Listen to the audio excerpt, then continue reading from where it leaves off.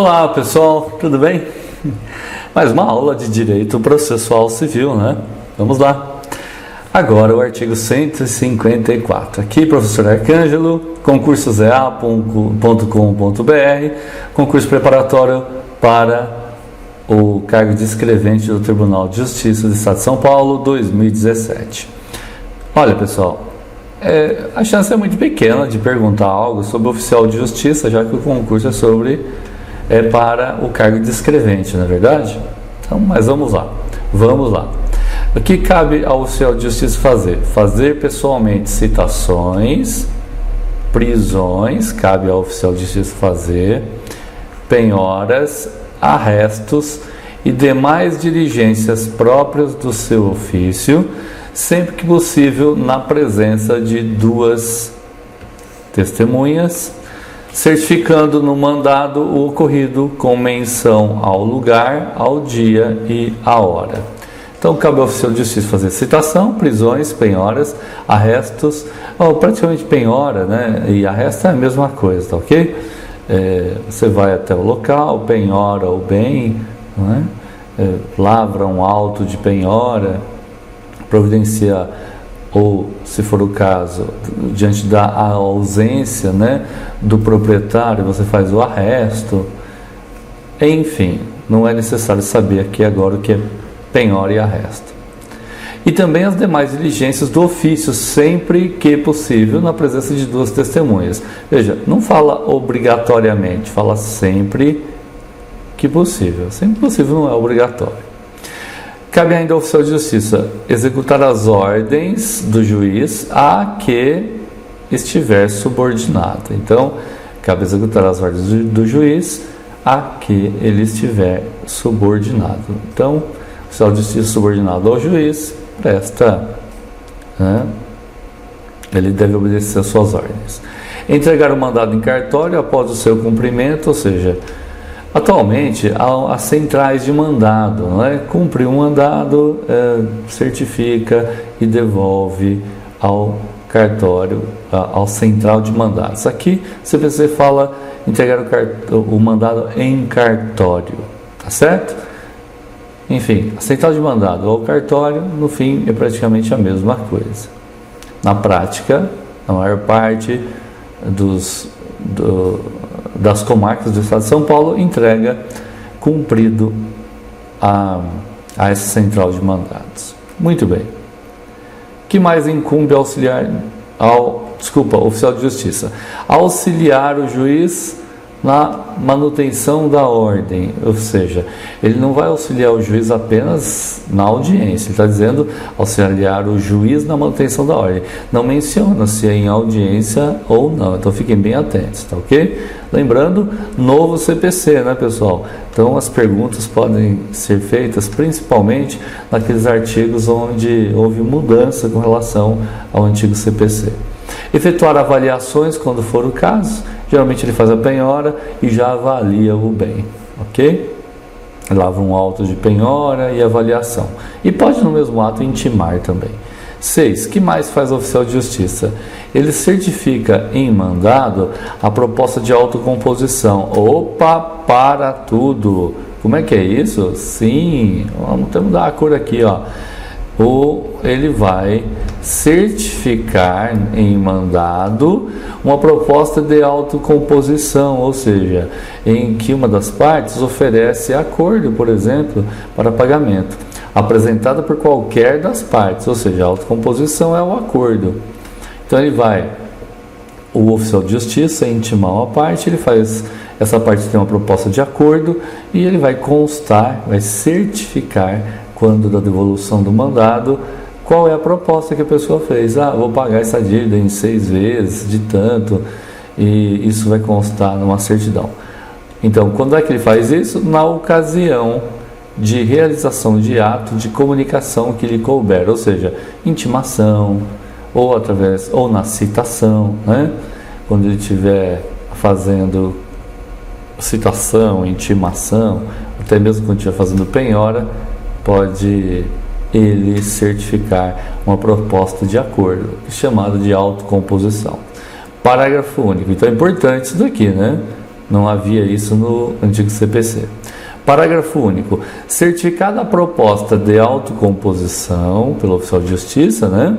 O juiz ordenará a intimação da parte contrária, que é aquela parte, né, que não está sabendo ainda da proposta de acordo, para manifestar-se. Tudo isso no prazo de 5 dias. Veja só, é para ela se manifestar no prazo de 5 dias. Não é que o juiz ordenará em 5 dias, não, tá?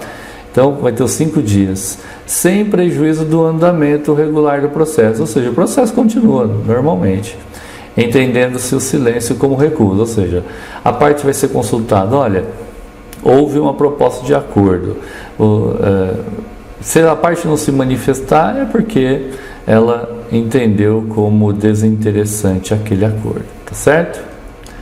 Muito bem, vamos lá, continuando aqui, artigo 155. Vamos lá, artigo 155. Artigo 155 diz que o escrivão e o chefe de secretaria e o oficial de justiça, então, escrivão, chefe de secretaria e oficial de justiça são civil e regressivamente, são responsáveis, né? Civil e regressivamente quando? O que significa isso regressivamente? Significa que se alguma das partes, alguma pessoa processar o Tribunal de Justiça, processar o Estado de São Paulo por algo que tenha sido cometido pelo oficial de justiça, pelo escrivão, que é o diretor do cartório, ou pelo chefe da secretaria, eles poderão receber uma ação, né, contrária de indenização feita pelo Estado, para que esse profissional possa ressarcir os danos, ok, causados àquela pessoa e que o Estado foi obrigado a pagar. Perfeito? Muito bem. Quando é que ele faz isso? Quando é que ele está sujeito a isso? Quando sem motivo se recusar a cumprir no prazo os atos impostos pela lei ou pelo juiz a que estiverem subordinados. Então, se não houver justo motivo, ou se recusar a cumprir, né, sem justo motivo, se recusar a cumprir. Então, se recusa a cumprir, ele não tem motivo justo para isso. 2. Quando praticarem ato nulo, né, que vai implicar a nulidade total do ato, com dolo ou culpa, ou seja, mesmo que ele não teve a intenção, mas por negligência, por imperícia, acabou o ato sendo considerado nulo. Nesse caso, ele vai responder, né, civil e até regressivamente diante do Estado. Bem, pessoal, agora vamos falar sobre dos atos processuais. O que é importante? Até agora nós vimos o que faz o escrivão, né, o oficial de justiça. Agora vamos ver os atos processuais, ou seja, o andamento normal de um processo. Como é que ele acontece, né? Vai falar sobre o tempo, a forma, o lugar dos atos processuais. E vamos lá. Primeiro, vamos começar falando dos atos em geral. Então, o artigo 188, acompanha aí na tela com a gente, certo? O artigo 188 diz que os atos e os termos processuais independem de forma determinada. Então, podem ser por escrito, oral, né? Não depende de forma determinada, salvo quando a lei expressamente a exigir. Se a lei disser que aquilo tem que ser feito por escrito, então será por escrito. Considerando-se válidos os que realizados de outro modo lhe preencham a finalidade essencial.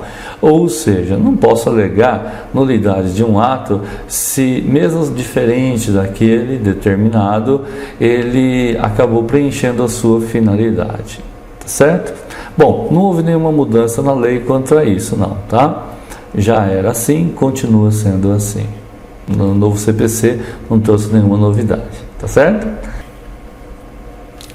Bem, pessoal, artigo 188 diz que os atos são públicos, todavia tramitam, né, em segredo de justiça.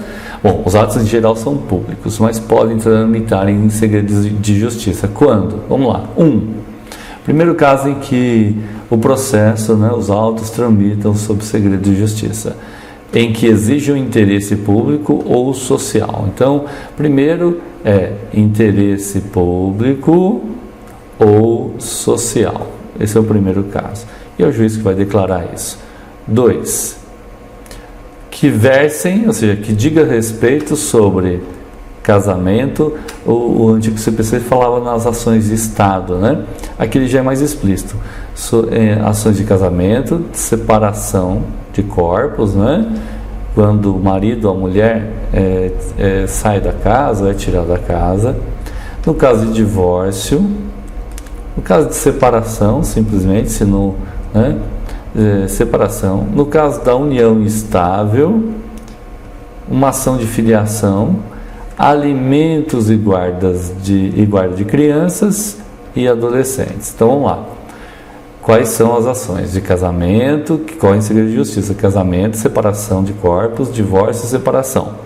União estável, filiação, alimentos e guarda de crianças e adolescentes. É bom memorizar isso daqui, viu? Uma chance muito grande, já que está sendo explícito, né? Está bem explícito quais são os casos de segredo de justiça nas ações de Estado. Então, casamento, separação, né? Separação de corpos, divórcio, então, casamento, separação de corpos, divórcio.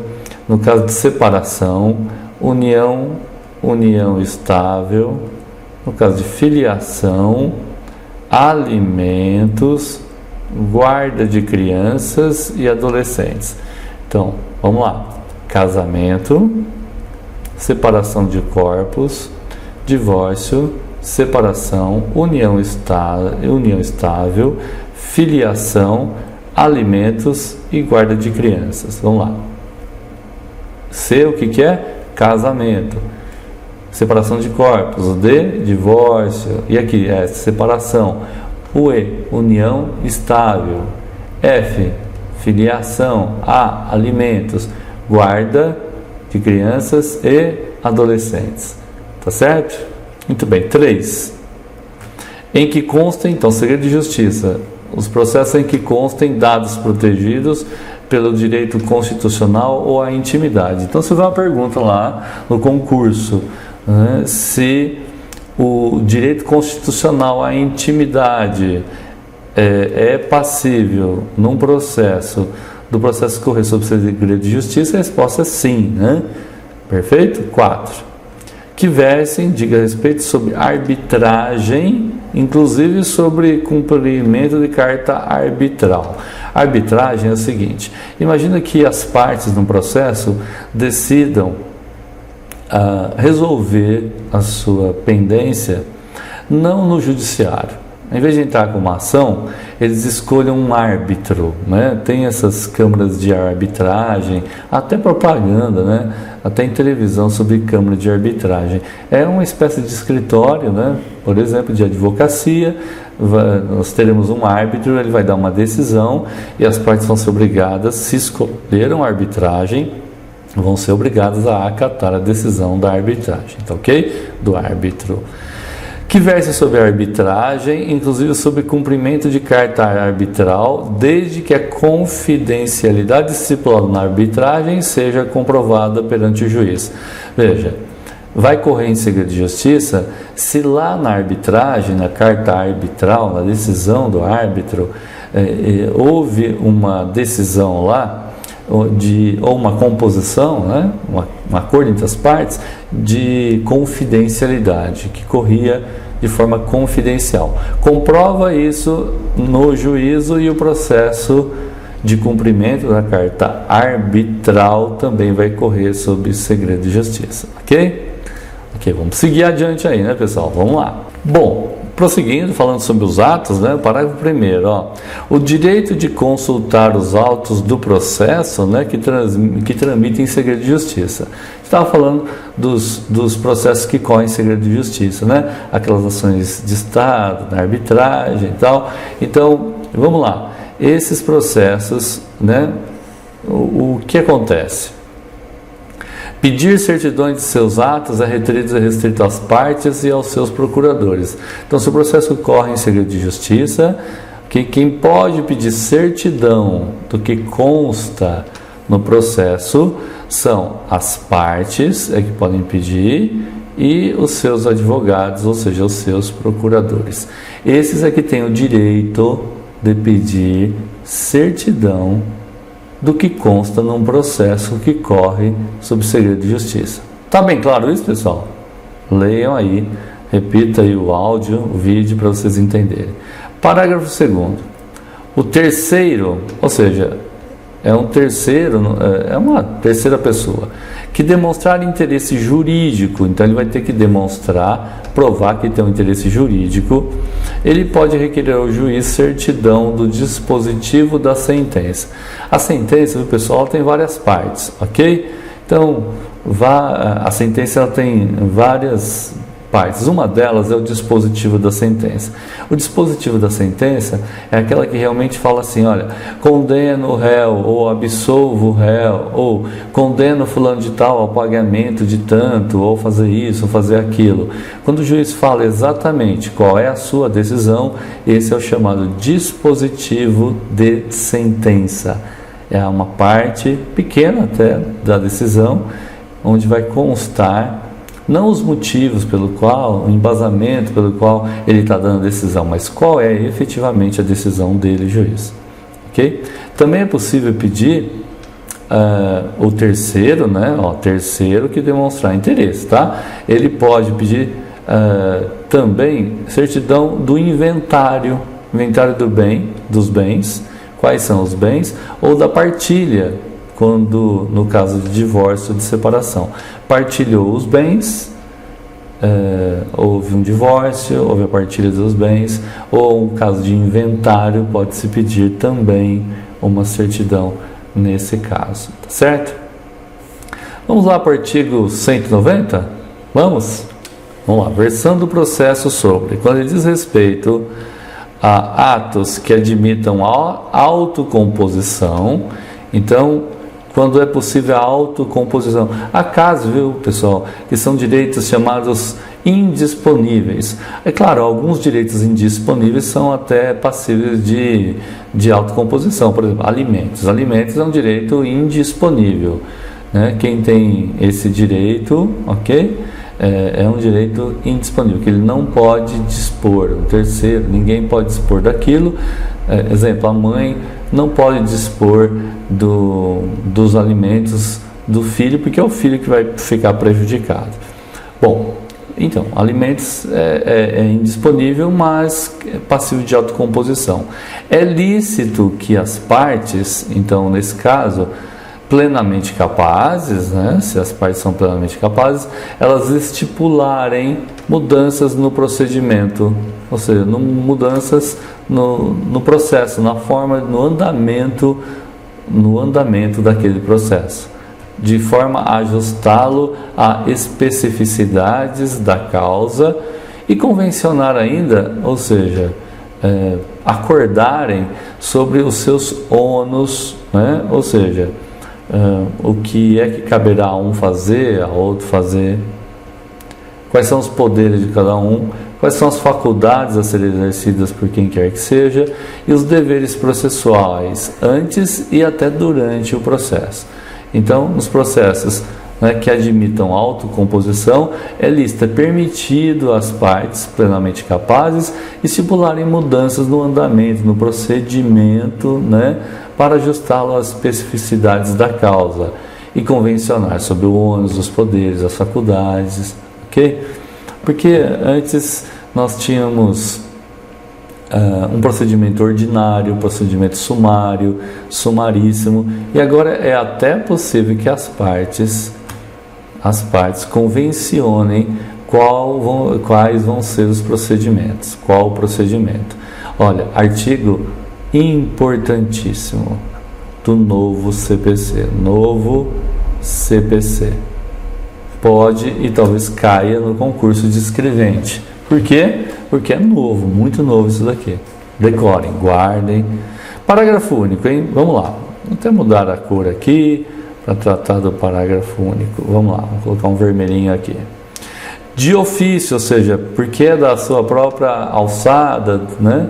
Função de ofício ou a requerimento de uma das partes, por exemplo, quem? O juiz. O que ele vai fazer? Controlará a validade das convenções previstas neste artigo. Ou seja, o juiz vai controlar as convenções, ou seja, o acordo, né? Aquilo que as pessoas acordaram. Então, o acordo. Ele vai controlar a validade das convenções previstas neste artigo. E o que o juiz pode fazer? Recusando-lhes a aplicação. Então, o juiz pode recusar a aplicação, mas somente nos casos de nulidade ou de inserção abusiva em contrato de adesão. Que contrato de adesão? Imagina que você vai até um banco fazer um empréstimo ou uma coisa similar e você é obrigado a assinar o contrato do jeito que ele está redigido pelo banco. Não cabe a você e você não vai poder questionar as cláusulas, porque o contrato está lá pronto, né? Contrato de adesão de telefonia celular, móvel, né?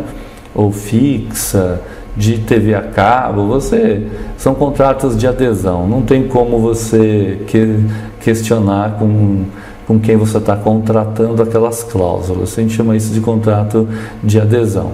Então, nos casos de nulidade ou de inserção abusiva em contrato de adesão, então consta lá, né, no contrato, de forma abusiva, alguma coisa em que alguma das partes, ou aquela parte em geral que está contratando o serviço, se encontre em situação de vulnerabilidade. Então vamos repetir: o juiz pode controlar a validade das convenções previstas no artigo, recusando-lhe a aplicação somente nos casos de nulidade ou de inserção abusiva em contrato de adesão. Então, se houver nulidade, ou se os procedimentos ali adotados estiverem em contrato de adesão, né, onde somente uma das partes decidiu, ou em que alguma parte se encontra em manifesta situação de vulnerabilidade.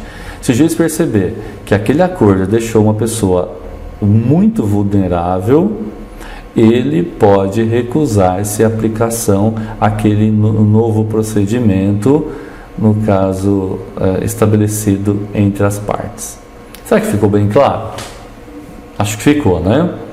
As partes, em algumas situações em que cabe autocomposição, eles podem disciplinar ali o que cabe a cada um e qual é o procedimento, qual é o andamento do processo. Mas, se houver nulidade, né, nos casos de nulidade, ou de inserção abusiva, ou em que a parte fique manifestamente em situação de vulnerabilidade, aí o juiz poderá recusar a aplicação àquele novo procedimento. Ok, vamos lá, mais um artigo, artigo 191. O artigo 191 diz que, em comum acordo, o juiz e as partes podem fixar um calendário. Então, em comum acordo, o juiz e as partes podem fixar um calendário para a prática dos atos processuais, quando for o caso. Então, audiências. Pode o juiz e as partes estabelecer já um calendário para audiências de conciliação, audiência, né, de instrução, enfim, todos os atos previstos naquele processo, pode ser feito um calendário. E uma vez o calendário feito, o calendário vai vincular o juiz e as partes, obrigando-os a cumprir o calendário de prazos, né, previstos ali, e que só poderão ser modificados essas datas em casos excepcionalíssimos, né? Em casos excepcionais em que houver uma justificativa para essa mudança. Então, o calendário, olha, gente, coisa nova, hein? Novo CPC, isso é muito novo. Chance de cair muito grande desse concurso, tá certo? Muito bem. Parágrafo 2º. Dispensa-se a intimação das partes, né? Você sabe que quando tem um processo, as partes são intimadas. Para quê? Para a prática de um ato processual ou para a realização de uma audiência, se as datas já estiverem sido designadas no calendário. Então não precisa intimar ninguém, nenhuma das partes, se elas já previamente sabiam por conta de um calendário. Nossa, pessoal, olha, muito importante tudo isso daqui, hein? Em especial essa aqui, ó. As partes deverão ser intimadas sempre? Não, sempre não. Não, se houver sido entabulado um calendário entre o juiz e as partes, isso dispensa a intimação, tá certo? Vamos lá, muito bem. Nós estamos falando aqui, ó, artigo 191. Agora o último artigo desta aulinha, ok? O último artigo desta aula, o artigo 192. Artigo 192. Em todos os atos e termos do processo é obrigatório o uso da língua portuguesa. Ah, professor, vamos lá. E se tiver, por um acaso, um documento em língua estrangeira? Então, o documento redigido em língua estrangeira só pode ser juntado aos autos no processo se vier acompanhado de uma versão em língua portuguesa tramitada por via diplomática, ou seja, chegou até o processo via diplomacia, né? Ou pela autoridade central, ou firmada por tradutor juramentado. Então, lá, tem que juntar o documento, ok? Traduzido, ou melhor dizendo, em português, traduzido por uma versão para a língua portuguesa, tramitada por via diplomática, vindo através das vias diplomáticas ou pela autoridade central, ok? Ou firmada por tradutor juramentado. A autoridade central, no caso aqui, é o STJ, né? Esses documentos por via diplomática geralmente chegam ao processo através do STJ, mas isso é importante. Decorem aí, via diplomática, autoridade central ou firmada por tradutor juramentado. Bom, pessoal, eu sei, a aula pode ter ficado um pouquinho mais longa do que o comum. Falamos sobre o oficial de justiça e sobre os atos, né? Os atos processuais. Aula importante, hein, pessoal? Cabe uma revisão, uma releitura, cabe discutir, é interessante, não é isso? Ótimo. Colocamos também lá na parte de documentos nosso, PDF, está lá em PDF, um artigo que fala sobre a autocomposição. A gente recomenda que vocês dêem uma lidinha, por curiosidade de repente, né? Saber como funciona, é isso aí. Grande abraço a todos, até a próxima aula.